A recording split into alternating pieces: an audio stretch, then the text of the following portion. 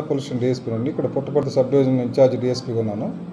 యాక్చువల్గా మన అమడుగురు ప్రాంతానికి చెందిన ఒక మైనర్ అమ్మాయిని, అంటే 12 years అమ్మాయి లోపు అమ్మాయిని బాగేపల్లి హాస్పిటల్కి వాళ్ళ మదర్ తీసుకెళ్తే ఆ అమ్మాయి ప్రెగ్నెంట్ అని చెప్పేసి చెప్పడం జరిగింది. దాని మీద బాగేపల్లి పోలీస్ స్టేషన్ వాళ్ళు అమడుగురికి ఇన్ఫర్మేషన్ ఇచ్చారు, అమడుగురు పోలీస్ స్టేషన్కి.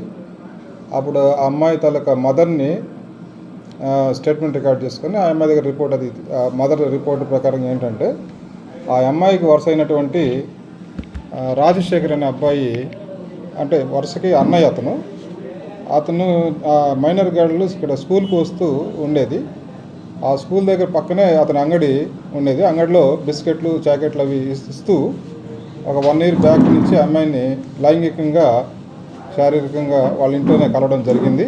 అది భయపెట్టి అతను ఎవరు చెప్పొద్దు పెద్దలకి, ఇది ఏమవ్వదని చెప్పేసి అమ్మాయి అలా చేసి అప్పుడప్పుడు కలవడం వల్ల ఈ రీసెంట్గా అమ్మాయికి 3rd month ప్రెగ్నెంట్ అని చెప్పేసి తెలిసింది.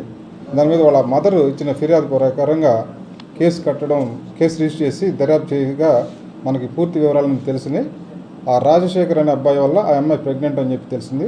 అతను అన్నయ్య వరుస కాబట్టి ఇంకా ఇప్పుడున్న పరిస్థితుల్లో అతన్ని అరెస్ట్ చేసి ఈరోజు కోర్టులో పెట్టడం జరుగుతూ ఉంది. పోక్సో యాక్ట్ కింద కేసు రిజిస్టర్ చేస్తాం.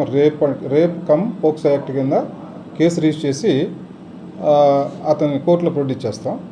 ఫర్దర్గా ఏంటి, ఆ అమ్మాయి భవిష్యత్తు ఏంటి, ఆ అమ్మాయి సంబంధించి భవిష్యత్తులో ఆ అమ్మాయికి ఎటువంటి ఇబ్బంది లేకుండా, ఆ అమ్మాయి స్టడీస్లో ఇబ్బంది లేకుండా ఉండడానికి గాను ఈ సిడబ్ల్యూసి వాళ్ళని కూడా కలెక్టర్ గారి ఆదేశం ప్రకారంగా మరియు మా ఎస్పీ మేడం రత్న ఐపీఎస్ మేడం గారి ఆదేశాల ప్రకారంగా ఆ అమ్మాయి భవిష్యత్తుకి ఇబ్బంది లేకుండా, ఫర్దర్గా స్టడీస్కి ఇబ్బంది లేకుండా ఏర్పాట్లు చేయడం జరుగుతూ ఉంది.